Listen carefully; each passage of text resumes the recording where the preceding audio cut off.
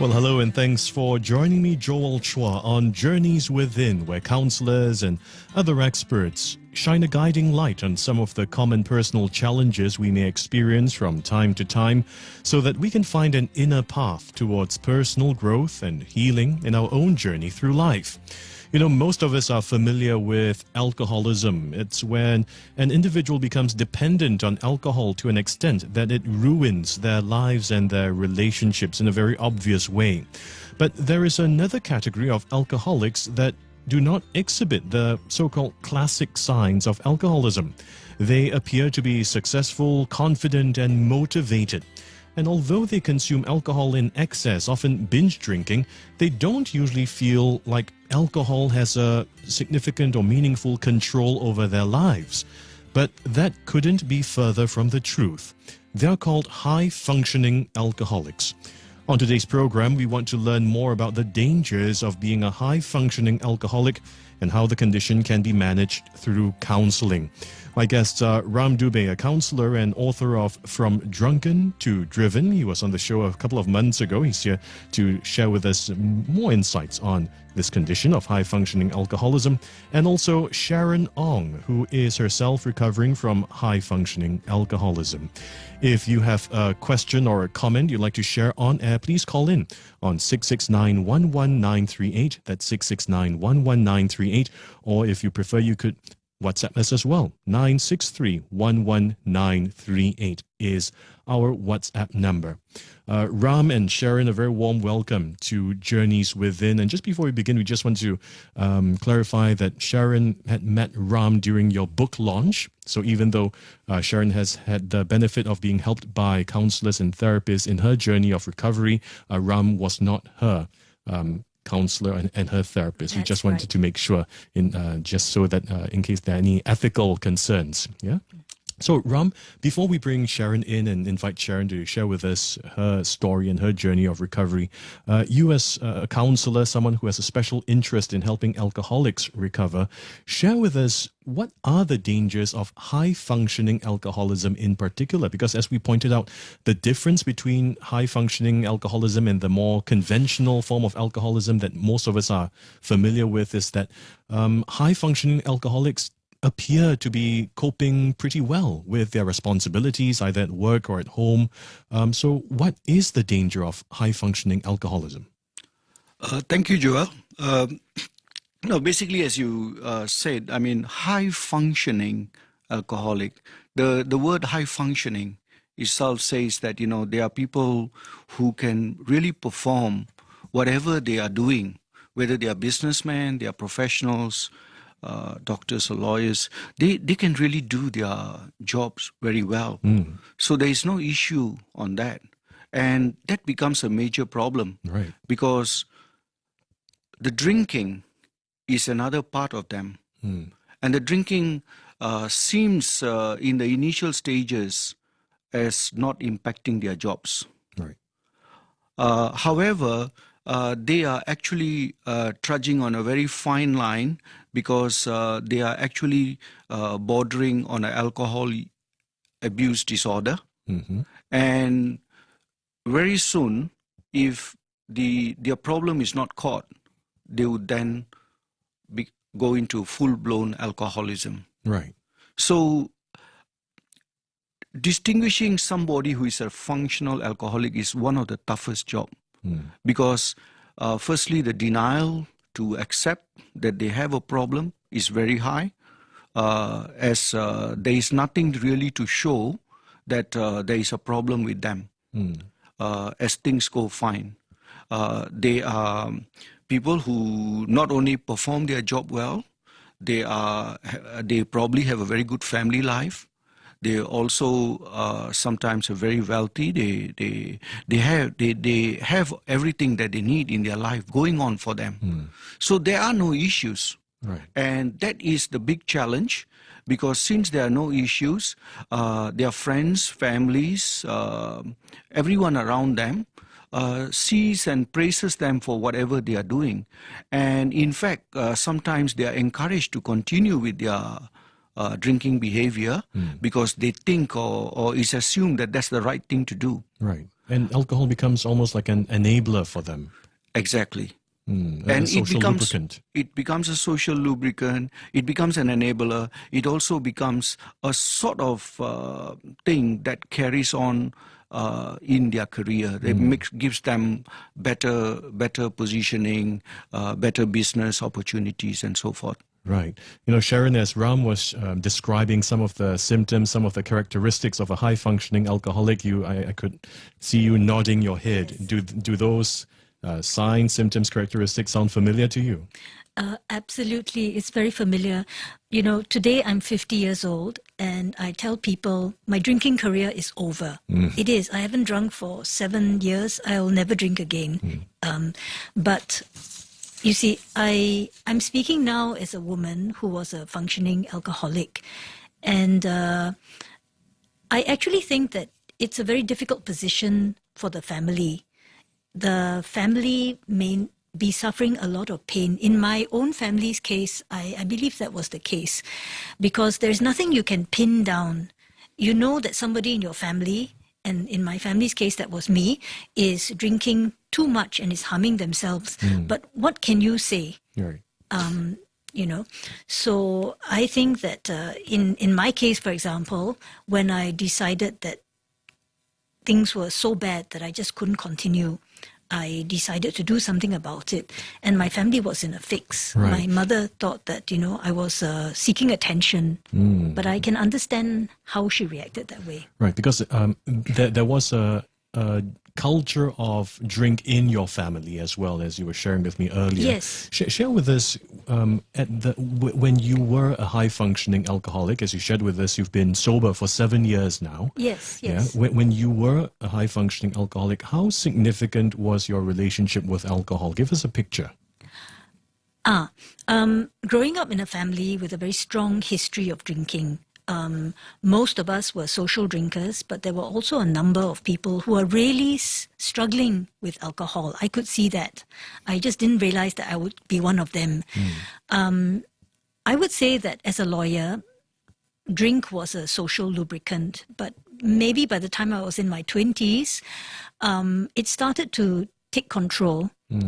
It was clear to me when I was 43 years old, when it began to frighten me, I was drinking about half a liter of whiskey a day. Wow, and that's undiluted. Undiluted, before you add ice or water or Coca-Cola. So that was how much I was drinking every day. And I think this is a situation that perhaps other women face. I get phone calls, I get texts from other women who quietly tell me about the issues. And I think that women tend to be more well-behaved than men. So we don't get into trouble in the same way. But so you have somebody like me who was drinking half a liter of whiskey a day. That's not compatible with life. And yet I wasn't getting into trouble. And that made it difficult for me to decide to enter a program and to take action. And that's what we want to hear from you about later on when we continue our conversation in just a little while. At what point and what exactly happened in your life that motivated you to want to take that step towards seeking help and recovering from alcoholism, since, as you pointed out, things seemed all right. You were living a pretty okay life. Yeah, you were contributing professionally and also in your personal life. Things seemed to be okay, but what exactly spurred you to take action? We'll be hearing more from Sharon Ong, as you heard from her earlier, and also from Ram Dubey, a counselor with a special interest in helping alcoholics recover, and also the author of a book titled From Drunken to Driven. When Journeys Within continues in just a little while. Stay with us. Thanks so much for staying with us here on Journeys Within on 938 Now. I'm Joel Chua. My guest today in the studio, Ram Dubey, a counselor with a special interest in helping alcoholics recover from their dependency on alcohol, and he's also the author of a really good book written for alcoholics called From Drunken to Driven. We'll be having Ram share with us a little bit more about that book later on. Also in the studio is Sharon Ong, a recovering alcoholic herself. Now, we're not just talking about alcoholism or the conventional form of alcoholism in today's program. We're talking about a type of alcoholism known as high-functioning alcoholism, and that's when individuals who have an unhealthy relationship with alcohol don't appear to be overly or extraordinarily dependent on alcohol. They appear to be continuing to be functioning individuals, both in terms of their professional responsibilities and perhaps even their personal responsibilities at home. But little do they know alcohol is having an insidious and unseen effect on their lives, not just on their bodies, but perhaps even on the way they perceive themselves and they perceive their relationships around them. Sharon has taken the courageous and very generous step of coming forward to share her story, her journey, recovering from alcoholism. And as you shared with us earlier, Sharon, you've been sober for 7 years now, at your high point, so to speak, or maybe low point, if you were to consider it that way. You were drinking as much as half a liter of undiluted whiskey a day. Yes, nobody believes that. Yeah. But really, I was drinking that much. Yeah, the fact that you are still physically and mentally functioning today, that's quite remarkable in itself. The important thing, I think, is that I stopped in the right time. I'm very lucky that I didn't continue in denial for too long. I think that I came very, very close to ruining my health and ruining my life. So I'm happy to be here today. Yes. And I'm also here today because I don't think my situation is that unusual. We don't often think of women as being alcoholics. I think that's partly because women tend to be high-functioning alcoholics. Right. We behave very well. Yes. We drink quietly. But the problem with that is that I think women run the risk of drinking themselves to death very quietly. For us to seek help, we really have to take the initiative. Yes. I want to find out what eventually motivated you to take that first step to seek help in just a little while. But first, let's go to the phone lines. We've got a listener who's called in. Hi there, you're on the air right now. What's your name and what's your question, please? Hi there. My name is Janet Gorham. I'm Hello. calling you from Cape Town in South Africa. Wow. Thanks very much for calling in all the way from Cape Town. This is a surprise and a very welcome one. Sure. Hi, is it Janet? Well, I'm a big fan of Ram Dubey. Ah. I loved his book. Wow, Ram, you've got fans all over the world. Thank you. And I'm also, I was a functioning alcoholic like Sharon for many years. Yes. And I guess what might be a little bit different about me is I managed to overcome my problem eventually. And now I help other people to change their relationship with alcohol. I've been running workshops now for 3 years to help people. And in fact, I'm coming to Singapore on the 14th of July to run a workshop. Wonderful. Thank you so much for calling in. This is a wonderful surprise. I just wanted to let you know. Okay. That's excellent, Janet. Thank you very much. And I just wanted to find out from you, Janet, in your own journey towards recovery, what was the most significant factor that you experienced that you believe was instrumental in helping you recover from high-functioning alcoholism? Well, for me, when I knew that I had to make a change, I went to AA, but that just didn't work out for me. So eventually I managed to find a workshop in London in the UK. And what it was about that workshop was that I was able to meet other people there. And interestingly, going on from what Sharon was saying, they were mostly female. They were ladies with good jobs, bringing up families. You'd look at them and you wouldn't see any problem at all about them. And it was such a wonderful feeling that I was no longer alone. So there were other people there. Right. And then once, our facilitator took us through some tools to make the change, we were able to keep in touch and connect with each other. And that, for me, it was the most significant thing. And that's obviously what we try to repeat in our work, just to link people in with others who have the same issue. And we set up support groups. So there's always someone to ring, if you're feeling tempted, or someone to share tips with, someone to go out and have non-alcoholic drinks with. Yes, absolutely. That social support is so important. Well, thank you so much for calling in and, surprising us all the way from South Africa. Janet, we look forward to welcoming you here in sunny Singapore on the 14th of this month. And thank you for the great work that you continue to do in reaching out to alcoholics and individuals who do have a dependency on alcohol. Thanks for calling in once again, Janet. Sharon, what she shared with us about her own experience, does that resonate with you? Was that similar for you as well, that social support being instrumental in helping you recover? Well, I live in Singapore, and I think that our social situation is slightly different. I would say that in a best case scenario, when somebody wants to stop drinking, the whole family, everybody rallies behind them and will do anything it takes to get them to succeed. But I think that in reality in Singapore, not everybody has an ideal set of conditions. What I see is that, you have alcoholics who have maybe tried to stop drinking several times and they failed. So maybe their families are tired of the pattern. Maybe their families don't know anymore how to believe them.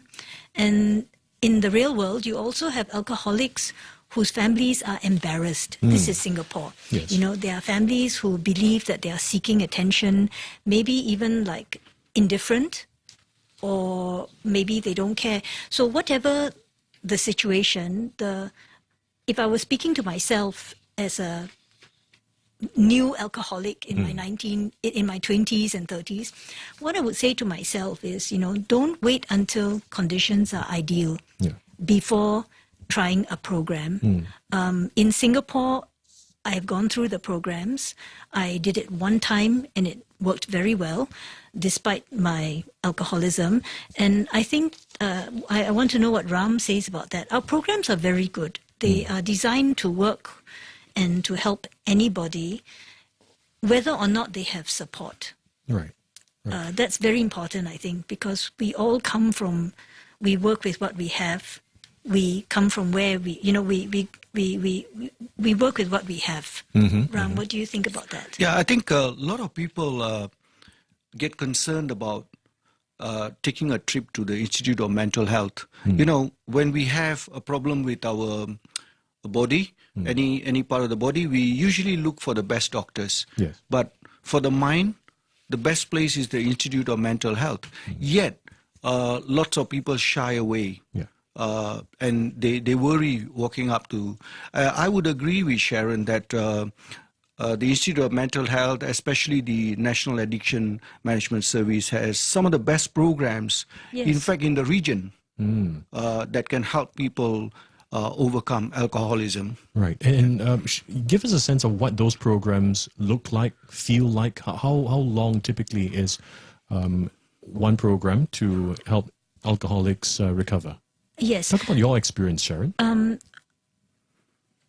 Well, I accidentally chose the right option for me. What I did was I admitted myself as an inpatient. There were reasons for that because my use of alcohol was very heavy. So there were too many dangers. I couldn't just stay at home and try to drink less.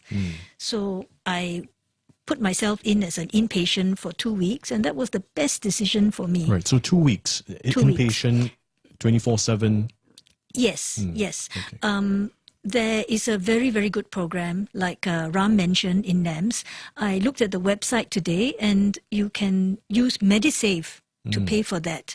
And another thing which people who are listening to this show might want to know is that on the website it says that if you seek treatment for alcohol de-addiction at NAMS, they will not tell your employer that you are there. They will not tell your employer that you are seeking treatment for alcohol-related disorders. And I think that's important. Yeah, you got to feel safe. Confidentiality is so important. We are talking today to Sharon Ong, a recovering alcoholic who for a number of years, quite a good number of years actually, was very dependent on alcohol, but yet also still very high functioning in her professional life, in her social life, which is what we're talking about today, high functioning alcoholism. Also with us in the studio is the author of From Drunken to Driven. He's also a counselor with a special interest in helping alcoholics recover. His name is Ram Dubey. We'll be finding out more from both Ram and Sharon what the process of recovery feels like when Journeys Within continues in just a while. Stay with us. 938. We are talking about functioning or high functioning alcoholism, which is quite distinct from your regular perception of alcoholism.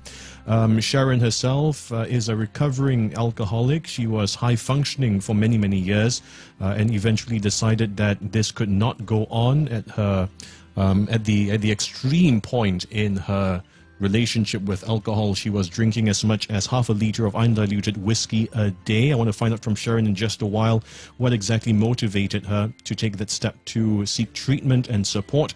And Ram Dubey is the author of From Drunken to Driven, a book helping alcoholics take that necessary first few steps towards recovery. Ram is also a counselor with a special interest in alcoholism. But first, let's go to the phone lines. I do believe we have a listener who's called back in. Hi there. What's your name and what's your question or comment, please? Oh, hi there. My name's Tanya. Hi, Tanya. Hi. It's taken quite a lot for me to make this call, actually, but it's more the fact of the fact that you've said around high functioning alcoholism. Yes. Because I work, I've lived in Singapore for some time now, and I have quite a senior role.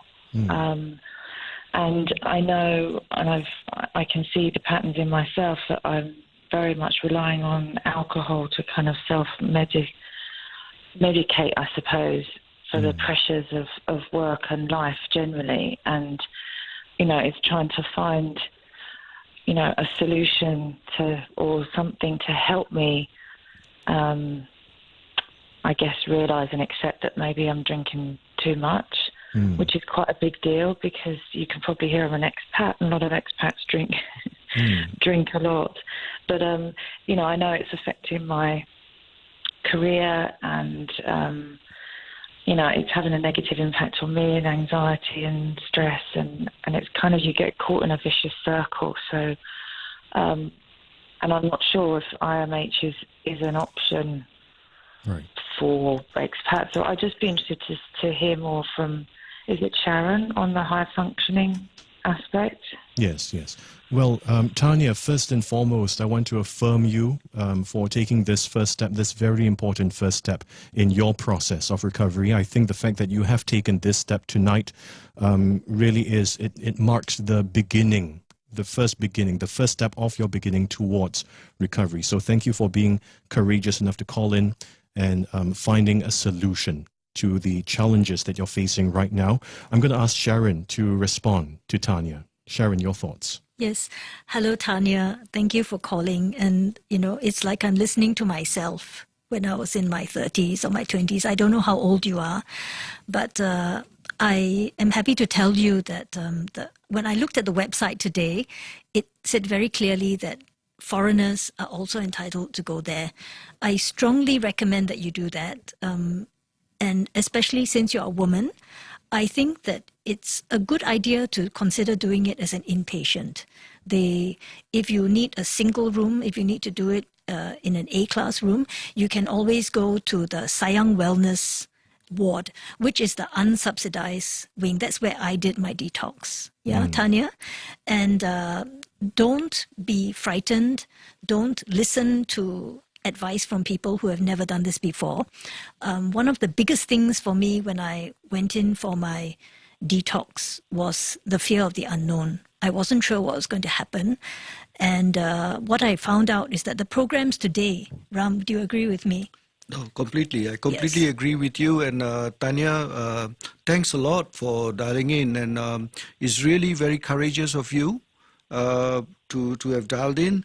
And I think that is already the step, a big step actually, because I always believe that once we become honest with ourselves and we open up ourselves to people who are willing to help us, I think that is a very major step to our recovery. And I think you are just there. And let's hear on from Sharon what else you can do. Yes. Tanya, I just want to say that when I was where you were, the therapists call it ambivalence. And that's a wonderful opportunity. When you are experiencing ambivalence, that's the chance that you have to actually decide, okay, I'm going to jump into the unknown. And in my case, I went in there thinking, maybe if I'm lucky, I can rebuild my life to what it was. But Tanya, I know this sounds corny, but for me, what really surprised me was that I rebuilt my life and I ended up building a life that was so much more satisfying and so much less burdened than anything I'd known. Okay, Tanya, I think you should trust your strength, and I'll be thinking about you all the time. The process really works. Don't be afraid to get onto a program. You've heard Dubey speaking for some minutes now, so you know what kind of person he is. And the counselors you speak to are going to be like that. Okay, so I really wish you all the best. Thank you for calling. Yeah.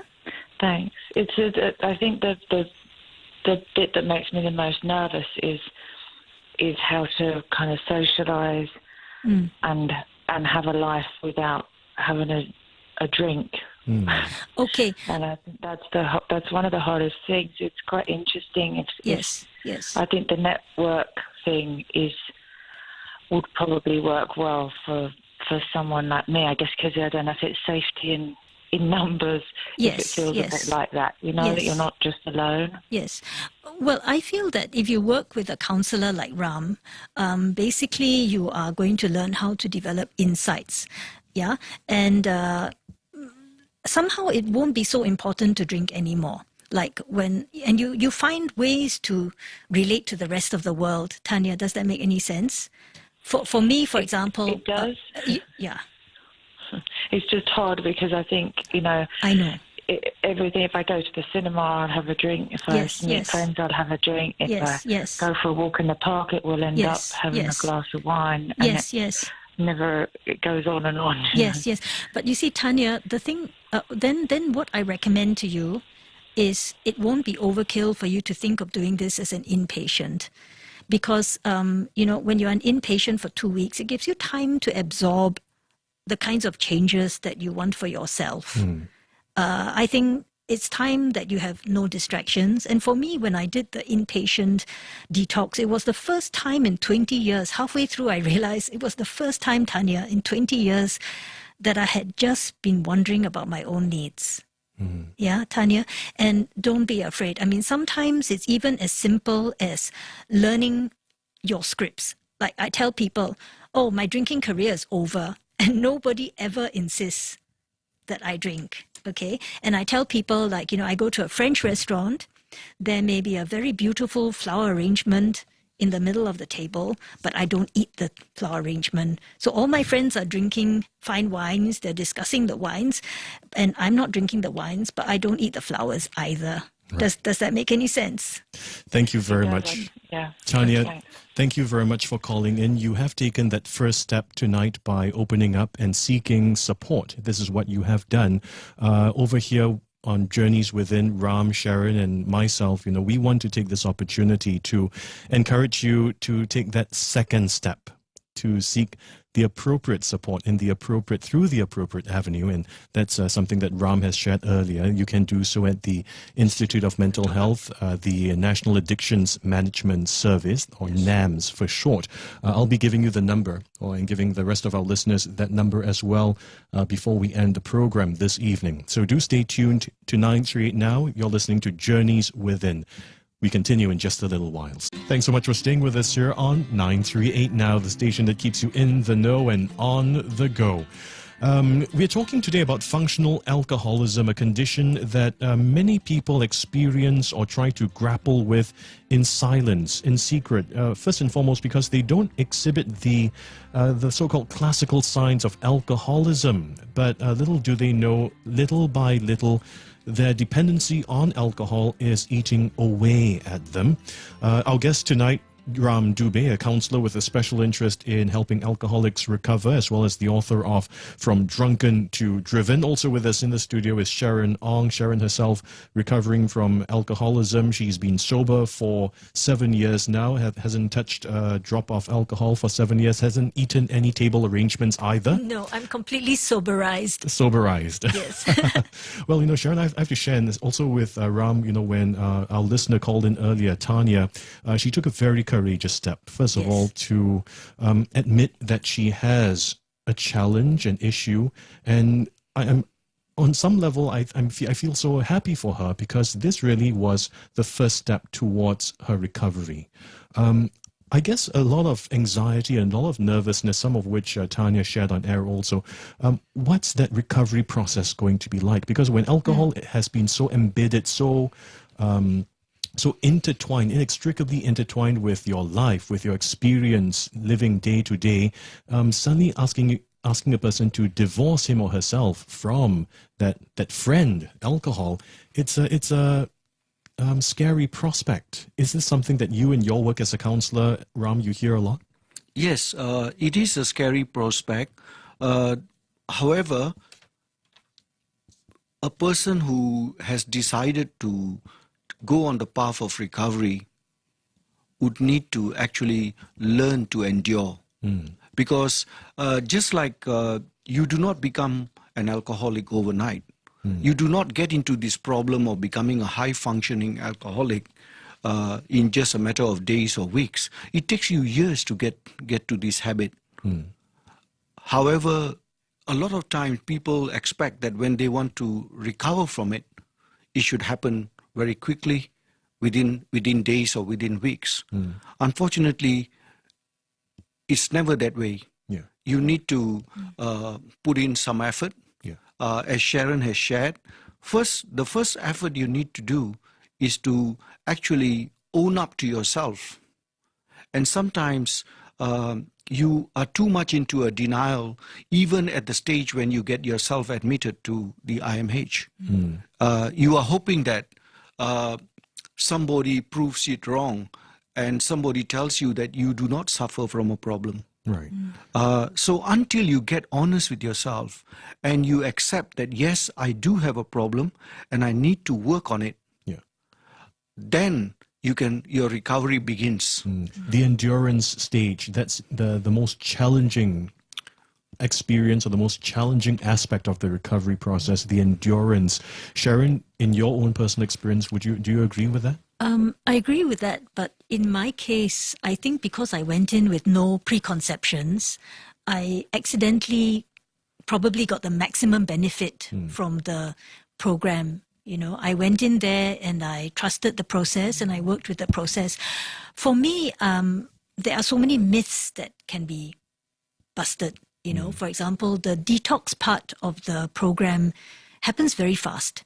And they give you small doses of some medication, so you're very comfortable. The reason why you're comfortable is so that you can be clear-headed and you can absorb what is happening to you. So the detox, the physical detox is a breeze, I would say, for most people. But what comes later, it really depends on how people are. For me, I think that it was a virtuous cycle. I don't think I was particularly happy before. In fact, I would say to Tanya, I was absolutely miserable during the last few years of my drinking. And Tanya will know exactly what I mean. It's a sick feeling. You know that you are ruining your health. I stopped drinking because my health had started to break down. There's only so much that you can do to your body. And I had to stop drinking because I needed major surgery. So it was a miserable year. Right. The surgery not related to the drinking. Not related, it was incidental. but it was such a miserable year, you know. I needed major surgery, and to do that, I had to go for detox. But at the end of the day, I think that the program really works well. Right. And, what was the turning point for you in that program? What if you could pinpoint one example or one experience in that process of recovering, what was the turning point for you? Yes, I can actually remember it very clearly. I mentioned that I've been feeling very miserable, and it's like a constant feeling of guilt. Ram must be very familiar. He's counseled many people. He knows when people talk about their experience. I don't think anybody really enjoys being an alcoholic if they are severely alcoholic. For me, the turning point was one day I was in the ward, and I suddenly realized that I wasn't worried about my next drink. When you're an alcoholic, you know, you're wondering like, oh my God, this flight is going to be 6 hours long. How am I going to manage this? Or, you know, if this is a reception, if it's going to be 3 hours long, oh no, you know, things like that.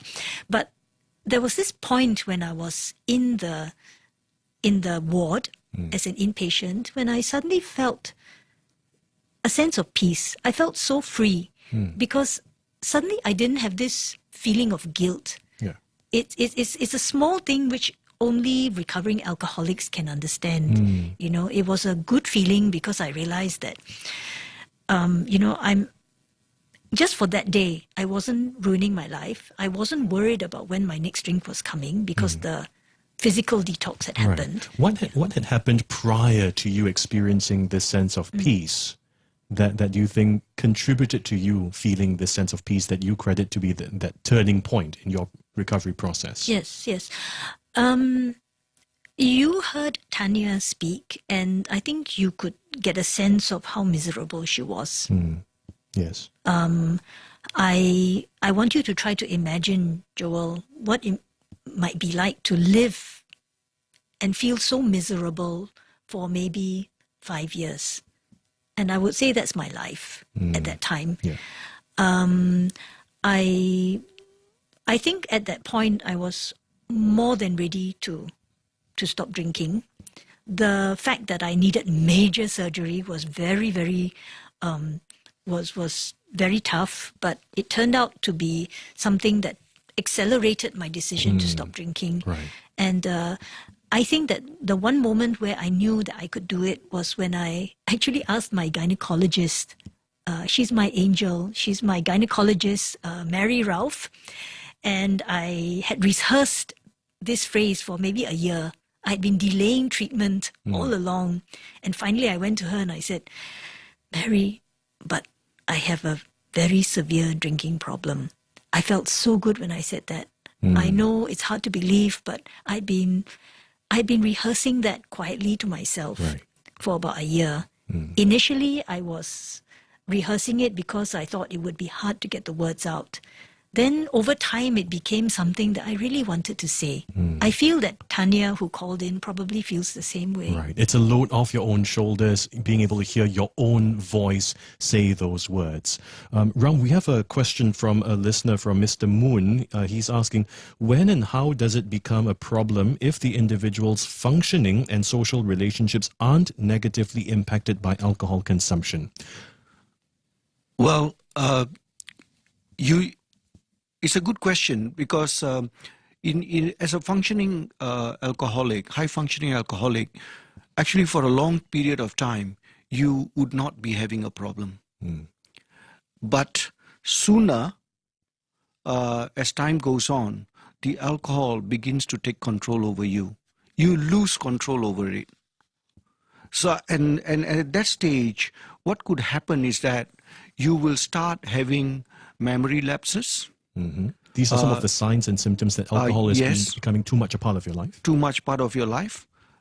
You will start start having memory lapses. You will start getting in late to assignments. You will start missing out on assignments. You will you tend to become very irritated. Your behavior, your personality starts changing. You soon come to a stage when you do not have the drink at a particular time. You might even become hostile. Right. So it evolves on you. Right. We just have 1 minute left, Ram. I want to ask you, as a counselor who works with alcoholics, when they first come to you saying that I do have a problem, what's the first thing, the most important thing that you do with them? My first point to them is that thank you very much for taking this first step, because it is very brave, it is very courageous for someone to come face to face with their own problem with alcohol. And if they have been able to do that, it means that their work on recovery is going to be much more easier. It is when people are in a stage of denial that it is extremely difficult to actually work on their recovery. Right.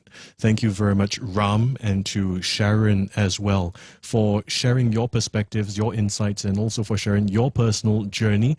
We want to give our listeners the number to the National Addictions Management Service for those of yourselves who do feel and do believe that you do need to take that first step forward to seek healing and recovery from your dependency on alcohol. That number is 6389 2000. That's 6389 2000. Call that number, take that first step. For some of you who have already taken that first step to acknowledge that you do have an issue with alcohol, take that second step to seek the kind of support that you need to continue on this journey towards recovery. Once again, my thanks to Ram Dubey, a counselor with a special interest in helping alcoholics recover. He's also the author of From Drunken to Driven. Please get your hands on that a copy of that book if you think it's going to be useful for you or a person in your life whom you think it might be useful for. And Sharon Ong, a recovering alcoholic who has taken that courageous and generous step to share with us her personal journey and her personal successes in dealing with alcohol as well. Both of you, thank you. And to our listeners who called in today, thank you so much for calling in. We do wish you all the very best in your own journey. You've been listening to Journeys Within on 938 Now.